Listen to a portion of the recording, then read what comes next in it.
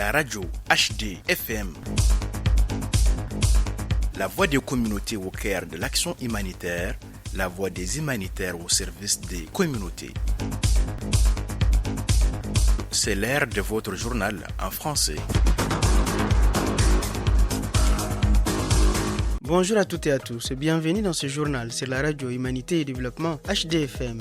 Les titres: Bamako, la 18e édition de la rentrée littéraire du Mali, officiellement lancée avec un café de presse interactif. Yorosso, la 4e édition de la semaine nationale d'Imamala célèbre la culture Mianka au service de l'unité nationale. Et à présent, le développement de ces titres dans votre journal.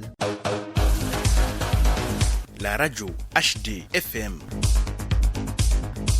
À Bamako, la 18e édition de la rentrée littéraire du Mali, édition 2026, a officiellement démarré. Pour marquer cette ouverture, le Comité international de la rentrée littéraire a tenu un café de presse interactif réunissant les professionnels des médias et les acteurs de la chaîne du livre. Journalistes, auteurs, éditeurs et libraires ont ainsi échangé sur l'état de la production littéraire au Mali, mais aussi sur les grandes lignes et les innovations de cette 18e édition. Cette rencontre se veut, avant tout, un cadre d'échange et de dialogue destiné à rapprocher les médias des invités de la rentrée littéraire, à favoriser les rencontres, le partage d'expériences et une meilleure compréhension des enjeux de l'événement. Autre fait marquant de cette édition, l'ouverture de la librairie de la rentrée littéraire, une initiative qui ambitionne de mettre en lumière le livre malien, d'encourager la lecture et de soutenir le développement d'un véritable marché du livre. Explication avec M. Ibrahim Aya, directeur de la rentrée littéraire du Mali, et Mme Aïcha Diarra,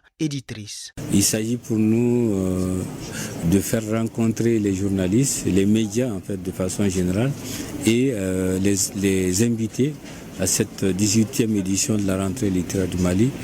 Et ces invités, il s'agit bien sûr des auteurs, des éditeurs et des libraires.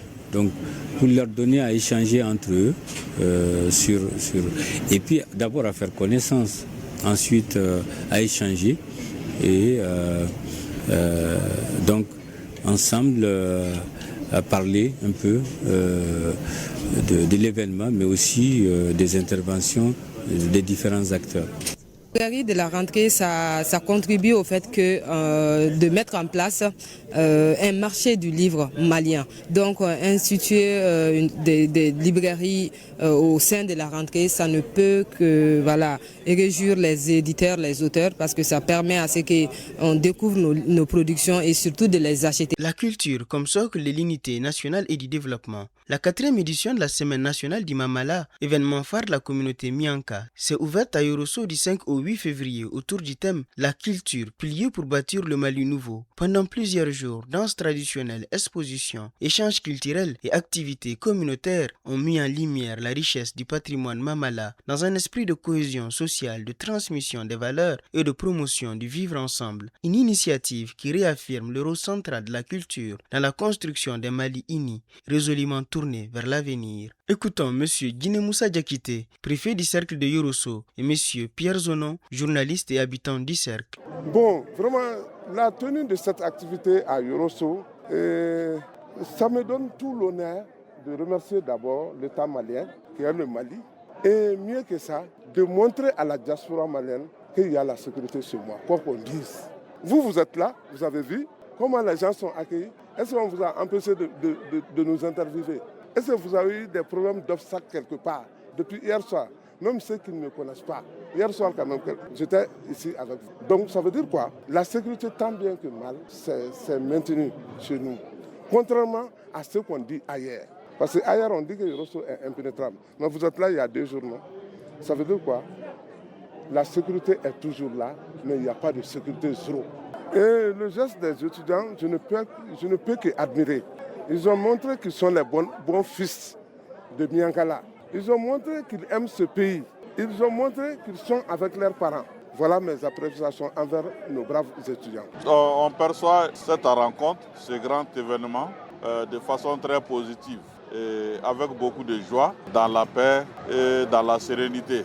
Vous avez dit 520 km de Bamako, c'est énorme. Et compte tenu du contexte actuel du pays, peut-être serait inimaginable pour quelqu'un de penser qu'on peut tenir une telle activité. Nous félicitons Ensemble pour le Mamala qui a bien voulu que sa 4e édition se tienne à Yorosso. Et je pense, en optant pour Yorosso, ce n'était pas gratuit. C'était pour non seulement faire comprendre aux yeux du monde que peut-être le côté négatif qu'on peut penser du point de vue sécurité à Yorosso n'est pas une réalité. Et cela est en train de se révéler que ce qu'on pense négativement n'est pas une réalité et que toutes les appréhensions qu'on pense de la localité comme étant un milieu où on ne peut pas faire des regroupements, où il est difficile de vivre, où on est obligé d'être discret, sans loisir ni rien, que ce n'est pas du tout ça. Aujourd'hui, nous sommes de plein pied dans cette 4e édition de la Semaine nationale du Mamala. Et depuis le départ dans l'organisation et jusqu'au jour J, où les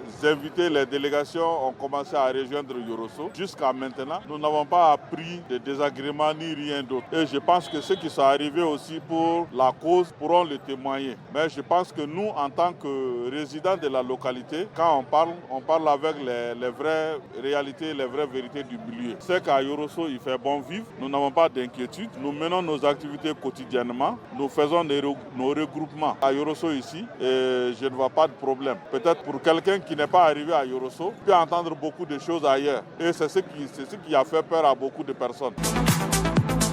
Suivez maintenant les brefs sur Radio Humanité et Développement.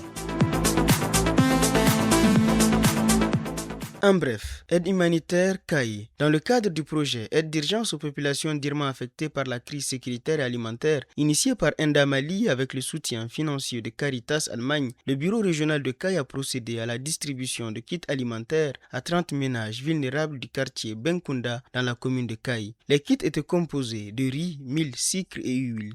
Les kits étaient composés de riz, mil, sucre et huile. Cette action vise à atténuer l'insécurité alimentaire sévère qui affecte les populations les plus vulnérables dans la zone. La cérémonie de remise s'est déroulée dans l'enceinte de la mairie de Benkunda. Éducation et santé, Kita. Le 8 et 9 février 2026, Plan international Mali, à travers son bureau de Kita, a organisé une formation sur les droits et la santé sexuelle et reproductive au profit de 19 pères éducateurs ici de 10 écoles de 10 villages. La formation, tenue au bureau de Plan international à Kita, a été animée par des spécialistes du CCRF et du service local de développement social et de l'économie solidaire. Parmi les bénéficiaires, on compte 15 filles, dont 7 enfants parrainés. L'objectif est de renforcer leurs capacités afin qu'ils puissent sensibiliser efficacement leurs pairs au sein des écoles et des communautés. Coopération sanitaire Bamako. Le mardi 10 février 2026, le ministère de la Santé et du Développement social a accueilli l'ambassadeur de la République populaire de Chine au Mali dans le cadre du renforcement de la coopération bilatérale dans le secteur de la santé. Les échanges ont porté sur les priorités du département,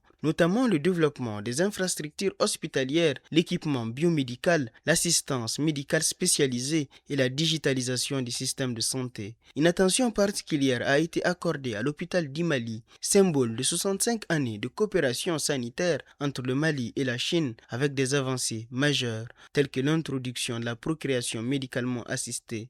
Les autorités ont salué l'engagement constant des équipes médicales chinoises et réaffirmé leur volonté commune de renforcer durablement la souveraineté sanitaire du Mali.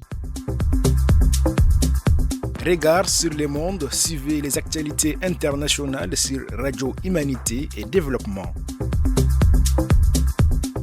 Actualité internationale, femmes et sciences. La journée internationale des femmes et des filles dans les sciences est célébrée le 11 février 2026. Cette édition met l'accent sur le rôle de l'intelligence artificielle et des technologies émergentes pour bâtir un avenir plus inclusif pour les filles. L'ONU rappelle que l'égalité dans les sciences est un moteur essentiel du progrès humain. Éducation et égalité. Les Nations Unies soulignent que des interventions précoces et une éducation équitable sont indispensables pour réduire les inégalités entre les sexes dans les sciences. L'objectif est de permettre aux filles, dès le plus jeune âge, de développer pleinement leur potentiel scientifique et technologique. Crise humanitaire au Soudan. Au Soudan, l'UNICEF tire la sonnette d'alarme face à la situation dramatique des enfants. Des milliers de personnes déplacées d'El Fasher vers Tawila vivent dans des conditions critiques. Selon l'agence onusienne des enfants malades et affamés, de périr sous nos yeux dans ce qui est devenu l'une des plus graves crises humanitaires dans ce qui est devenu l'une des plus graves crises humanitaires. C'est ainsi que s'achève cette édition de votre journal sur la radio Humanité et Développement HDFM. Merci de l'avoir suivi. Restez à l'écoute de nos programmes sur les ondes et retrouvez-nous également sur nos différentes plateformes digitales. Cette édition vous a été présentée par Yeya Boré avec la mise en onde assurée par Salim Djouara. À très bientôt sur la radio Humanité et Développement HDFM. La radio HDFM.